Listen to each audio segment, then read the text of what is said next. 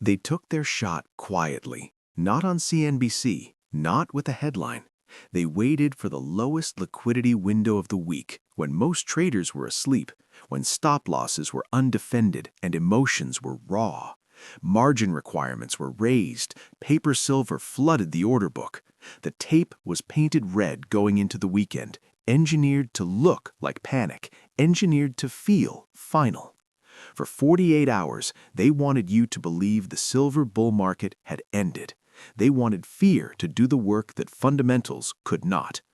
But when the sun rose over London, the story changed. The selling evaporated, the bids returned, and silver didn't just recover, it gapped up violently, erasing the entire smash in a single move. That kind of behavior is not random. It is not normal. It is the sound of a trap failing in real time. What you just witnessed was not a bounce. It was not relief. It was a message.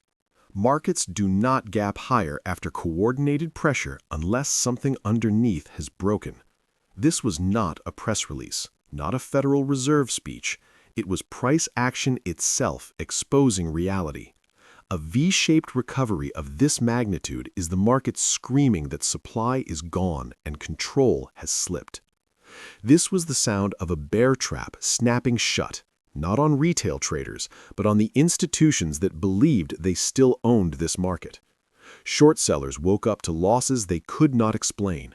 Paper positions suddenly had no metal underneath them, and the old assumption that silver could always be smashed lower on demand failed overnight.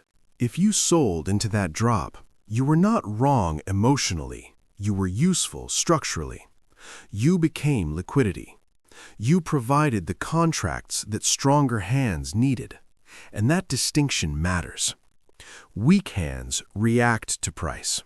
Strong hands create price by absorbing forced selling. If you held through the noise, what you are seeing now is validation, not luck. This is not a prediction video. This is a forensic analysis. We are reconstructing the crime scene. We are breaking down exactly how the price was attacked, why the traditional weapons no longer worked, and why this gap higher is one of the most important silver signals in decades. To understand the violence of this move, you must understand the trap that came before it. Financial markets are not designed to move smoothly upward. Bull markets survive by ejecting participants. They create pain at precisely the wrong moment. What we saw during the sudden drop was a textbook bear trap, engineered, timed, and executed where the most stops were clustered. Banks know exactly where retail stops sit, just below round numbers, just below psychological support, levels like 60, 62. To generate buying power, those stops must be triggered, so a catalyst appears, a margin hike, a regulatory headline, a whisper campaign, just enough to shove price through the floor. Once those levels break, everything cascades. Automatic selling triggers. Red candles form. Social media flips bearish. Momentum traders pile on shorts, convinced the trend has reversed. The narrative shifts from dip to collapse, and that is when the trap closes. Because the selling you see is not distribution, it is absorption. Banks push price lower to harvest contracts, not to exit. They buy from panic sellers. They buy from overconfident bears. And when the forced selling ends, there is nothing left but demand. The spring releases, price explodes higher, gaps form, and everyone who sold discovers they no longer have a position. This is exactly what happened. The drop was artificial, the recovery was organic, and the speed of the reversal tells you everything about the strength underneath. Weak markets bounce weakly, strong markets snap back violently. Silver didn't bounce, it launched. We have seen this playbook before. In 2011, margin hikes crushed silver. Speculators were overleveraged, weak hands dominated. When margins rose, liquidation followed. The bull was killed for a decade. But this time, the same weapon misfired. The difference is market composition. In 2011, leverage ruled. Today, ownership does. Industrial users, sovereign buyers, family offices, entities hedging supply chains, not gambling on charts. When margins were raised this time, these players did not sell. They wired more cash. They treated the dip as a procurement event, not a risk event. That is catastrophic for manipulators. It means their pain threshold assumptions are wrong. A 50% margin hike was supposed to break the bull. Instead, it exposed how inelastic demand has become. When buyers care more about getting silver than the price of holding it, control is lost. Markets that ignore bad news are the strongest markets in existence. When regulatory pressure fails to produce sustained selling, it signals desperation on the other side. The margin weapon has been fired, and it failed. That is the all-clear signal for the next leg higher. Now the psychology shifts. Markets run on fear and greed, but the most powerful force is regret. V-shaped recoveries are regret machines. They punish hesitation. The trader who sold on Friday went to bed relieved. On Monday, they woke up panicked, not because price fell, but because it rose without them. Regret turns into paralysis. Paralysis turns into FOMO. Most traders refuse to buy higher, waiting for another drop that never comes. They watch silver move to new levels, convincing themselves it is too late, until it isn't. They buy at the top. This is how bull markets accelerate. The shakeout removes weak conviction early, allowing price to travel faster with less resistance. What we just experienced was a cleansing event. Leverage was flushed, sentiment reset, overbought conditions neutralized without breaking structure. Technically, this was near-perfect bull market behavior. So who bought the dip? Not retail. Retail froze. The volume tells a different story. Buying began in Asia, but it accelerated in London. And this is where the story turns historic. For decades, London was the suppression engine, the seller of last resort. When New York panicked, London sold. This time, London bought. That single fact changes everything. In the next section, we will dissect the London pivot, the collapse of the silver float, and why the institutions that once controlled price are now racing to secure metal before it disappears entirely. For 40 years, London has been the pressure valve of the silver market. When prices ran too hot, London supplied metal. When New York speculators chased momentum, London calmly sold into strength and restored order. The London Bullion Market Association was not just a marketplace, it was the control room. Price discovery flowed through it, and suppression was quietly enforced there. But this morning, that mechanism broke. When the London session opened, something fundamentally different happened. Instead of sell orders cooling the rally, aggressive bids began hitting the tape. Not passive buying, not hedging, panic buying. The entity that historically suppressed silver flipped roles overnight, and markets never recover from that kind of role reversal. This was not ideological. Banks did not suddenly become silver bulls.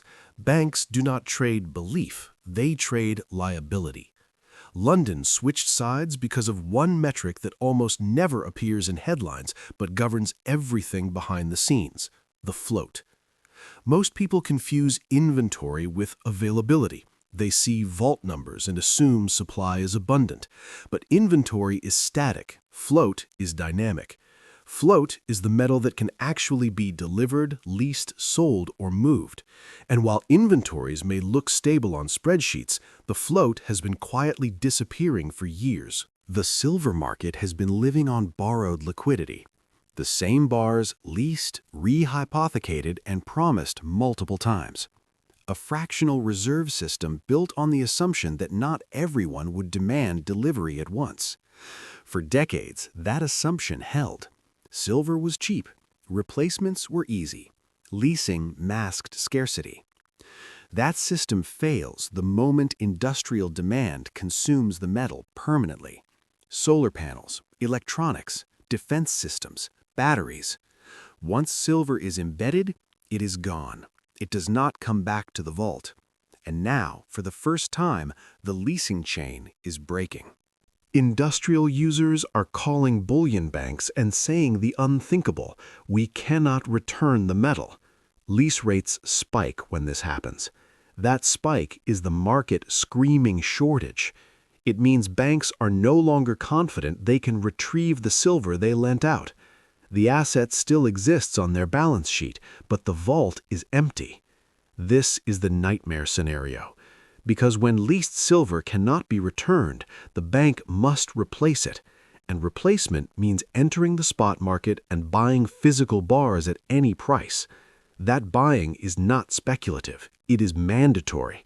It does not stop because price rises. It accelerates. This is the London pivot. The seller of last resort becoming the buyer of first resort. Banks are not trying to profit. They are trying to survive audits, regulators, and balance sheet exposure. They are plugging holes as quietly as possible before attention turns into scrutiny. And it gets worse, because layered on top of this leasing crisis is the silent bank run happening inside unallocated accounts. For years, wealthy investors were content with paper claims on silver pools. But recent volatility changed that psychology. Trust evaporates faster than supply.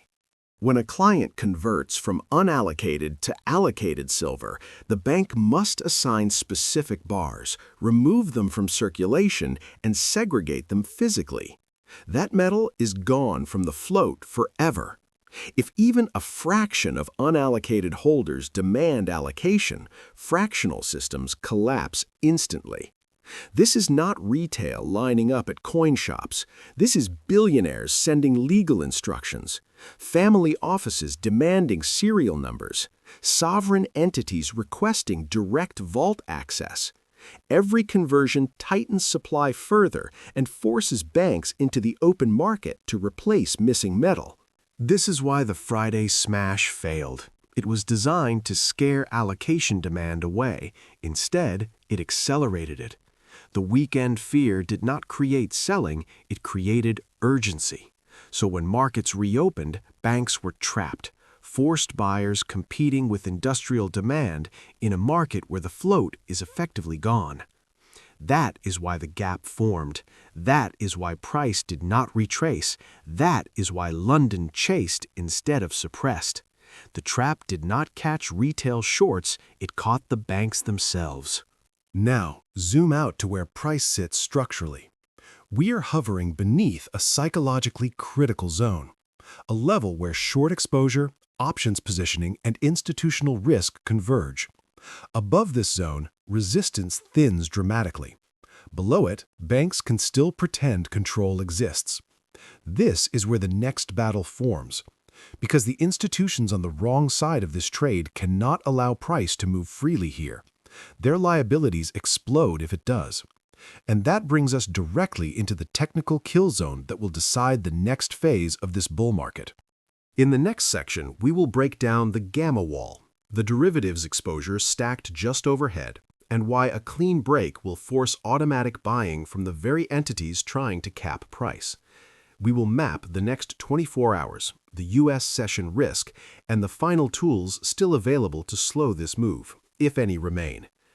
The float is gone. London has flipped. The banks are exposed. And now the chart itself is preparing to enforce reality.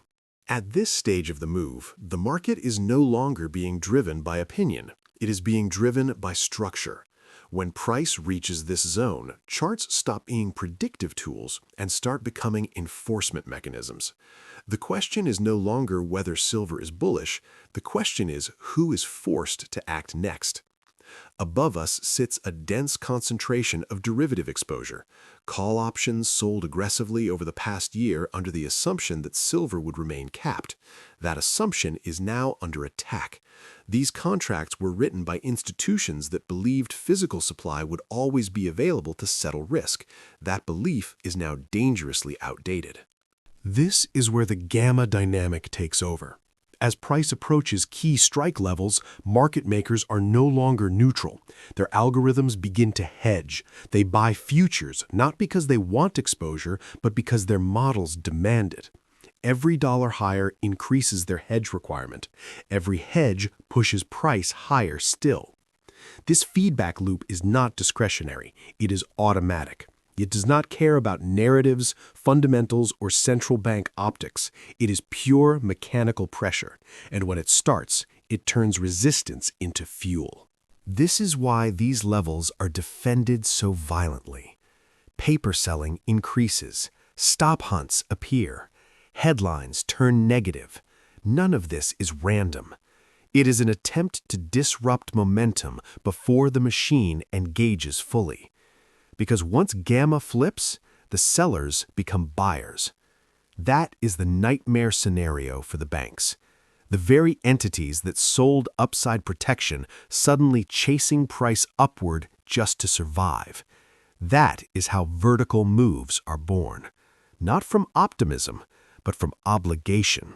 Now add the U.S. market to this equation. Historically, New York has been where silver rallies go to die. Asia buys, London buys, New York sells. That pattern trained traders for decades. But patterns fail when structure changes. American investors are waking up to the same signals that panicked London. They are seeing the gap. They are reading about industrial shortages. They are watching momentum. And U.S. investors do one thing exceptionally well. They chase strength. This creates a dangerous alignment. Retail FOMO hits ETFs. ETF inflows force physical purchases. Those purchases compete directly with banks already scrambling to cover leasing shortfalls. Price-insensitive demand collides with price-insensitive obligation. At the same time, authorities attempt to stabilize optics. Dollar strength is encouraged, risk assets are nudged, but silver is not responding to sentiment anymore. It is responding to scarcity, and scarcity does not respect policy. One of the clearest confirmations comes from the mining equities. When silver dropped on Friday, miners collapsed. That was fear. Today, silver is higher, but miners are hesitant. That hesitation is not bearish, it is lag. Equity traders demand confirmation, commodity traders already have it. This divergence creates a coiled spring.